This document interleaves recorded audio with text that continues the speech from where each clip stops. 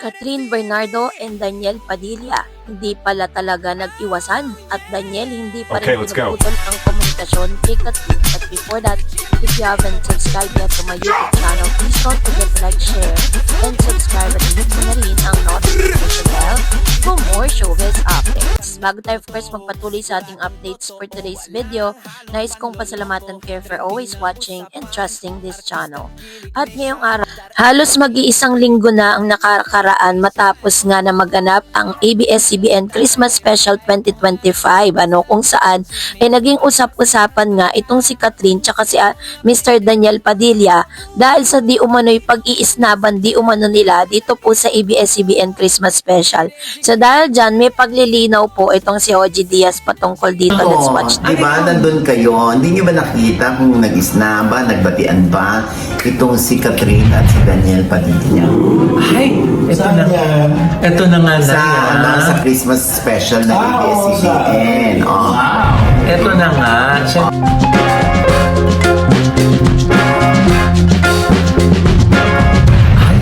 Na dinaanan daw ni Daniel si Catherine, pero ang talagang pinuntahan ay si Kyla Estrada. Wow! Meron pang next scene. Ano? Kung saan, pagbukas daw ng van ni Daniel, ayun, nakita daw na huli. Andun si Kyla Estrada. Siyempre, hindi naman natin alam. Baka naman sa ibang pagkakataon na hindi nakunan, binati naman talaga ni Daniel si Catherine or nagbatian sila. Oo nga, baka bago pumunta sa pwesto, diba, syempre, nung minsan, nagka-beso-beso na, hindi naman pagkatapos ng picture, magbe-beso-beso ulit, di ba? At saka paano naman, kung pinunta ni Daniel si Kyla, siya yung girlfriend. Natural. Diba? Huwag na nating yan, bigyan ng panang issue. Alam mo, sabi nga sa comment section dyan, na bakit may obligasyon ba si Daniel na batiin si Catherine? Wala naman na sila. So dapat daw maka-move on na. At saka meron na rin naman daw boyfriend si Catherine. Bakit? Dumami na ba? Ayun ang iintay natin kay Catherine kasi wala pa nakakapagtanong sa kanya kung aaminin ba niya na sila ni Mayor Mark Alcala ng Lucena.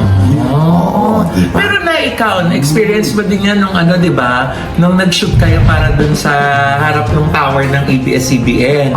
Di ba sa dami ng mga artista, minsan talaga hindi mo talaga, kahit katabi mo na ng ilang, dalawang tao lang, minsan hindi mo na din talaga nagagawang mabati di ba? Sa sobrang dami, tsaka pag naunahan ka na may kumausap na sa'yo, makakahulagpos na sa paningin mo na makahuntahan yung ibang artista, di ba? Oo nga. At saka kuya, hindi naman porket hindi nagbatian, nag-isnaban na. Siguro nga hindi lang sila nagka-tsempuhan na magka-eye to eye, di ba? Tsaka hindi naman natin alam, baka hindi rin naman nakunan yung pagkakataon na sila ay nagpatian. Sa likod.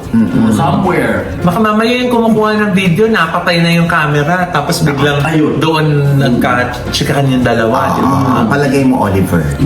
Buong-buo ang paniniwala ni Mr. Ogie Diaz na hindi nga nagkaroon ng isnaban between Miss Catherine Bernardo at Daniel Padilla sa mismong araw ng ABS-CBN Christmas Special 2025. Dahil according to them is kung panonoorin niyo po kasi yung buong detalye ng mga sinabi ni Mr. Ogie Diaz, nandun po si Mama Loy at saka itong si Marena at napaka-imposible na talagang hindi nila ma-witness kung ano yung mga naganap doon. Kaso nga lang, dahil medyo tikom yung kanilang mga bibig, dahil syempre nga naman, di ba, parang nakakahiya naman na inimbitahan ka na nga doon tapos ichichika mo pa kung ano yung makaganapan doon. Kaya, possible yun kapag ginawa nila yun, hindi na sila iimbitahan sa susunod. So, sa kasagsagan ng issue patungkol sa pag-out ng relasyon ni Daniel at Kayla, ito pa rin talaga yung very engaging pa rin talaga sa mga fans, lalo-lalo na sa Katniel,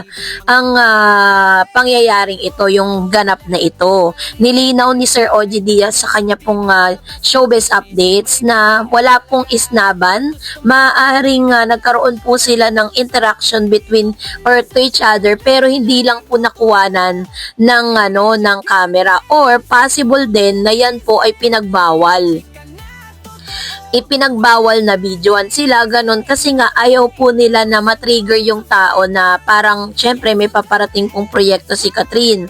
Kailangan po is mas ibuboost po nila yung love team netong si James Reid at saka ni Miss Catherine Bernardo dun po sa kanilang serye, no, na talagang pinag-uusapan na rin matapos ilabas yung kanilang teaser, no. So dahil dyan, to protect yung binubuong love team na ito para sa serye na ito, lahat po ng mga evidence na pwede pong mag-ship or parang mapag-usapan muli sila, possible po yan na pinapatanggal. Kung i-research nyo po sa mga online news, yung mga online platform, wala po kayong makikitang any news patungkol dito. Tangi sila Sir OG at tayo lang yung nagtatakil patungkol sa bagay na ito kasi ayaw po, parang news blackout to para sa lahat eh. And ako po, bilang point of view ko rin hindi rin ako naniniwala na mag-iisnaban silang dalawa. Hindi rin ako naniniwala na iisnabin ni Daniel Padilla ang isang Catherine Bernardo. Maaari nagkaroon sila ng interaction to each other, nag-say sila ng hi, hello, diba? Katulad po ng sinabi ng isang netizen na hindi naman daw, di umano talaga obligasyon ni Daniel Padilla na parang kausapin or magkaroon sila ng parang magpansinan sila, 'di ba? Kung magkita sila, why not? Pero isa rin sa mga ikinatuwa ng mga netizen dahil nung pinuntahan po natin ang itong Instagram account ni Daniel is naka-follow pa rin naman siya kay Miss Catherine Bernardo, kay Mama Min, at sa lahat ng mga connected sa kanilang friendship. So which means na kahit po hindi or naka-unfollow si Catherine kay Daniel, still si Daniel po, kahit na in-out niya na yung kanyang relationship with Miss Kayla Estrada, inananatili pa rin talaga na konektado pa rin siya kay Miss Catherine Bernardo. Kaya naman, although marami pong mga nasaktan, kasi parang na double kill, matapos i-announce yung kanila pong breakups, tapos ngayon naman, is nag-out na talaga ng relationship si Daniel Padilla with Miss Kayla Estrada kasi namataan po sila sa concert ng Spades, 'di ba? At talagang sobrang sweet sila doon. So, wala na pong kailangang aminin pa si Daniel dahil doon pa lang sa mga videos, photos, at ilan sa mga ebidensyang magpapatunay na talagang may relasyon na sila ni Kayla, doon na po natin lahat makikita. At lahat ng yan, sobrang tahimik lang si Kayla at si Daniel patungkol dyan. 'Di ba? So parang mas gusto nila na ang mga audience, ang mga fans po nila ang maka-witness sa kung anong merong relationship po sila. Pero according to netizen and according to Atniel, until such time na si Daniel ay kinasal na at si Catherine Bernardo ay lumakad na sa aisle kasama ng kanilang mga piniling mga groom at bride, doon lang tatahimik ang Katniel. Wala pa rin daw magbibill out kahit anong mangyari. And that's it for today. For more videos and updates, please don't forget to like and subscribe, and please don't forget to follow my Facebook page, Dareds TV and Dareds channel. God bless everyone! Kapag showbiz chismis, TikTok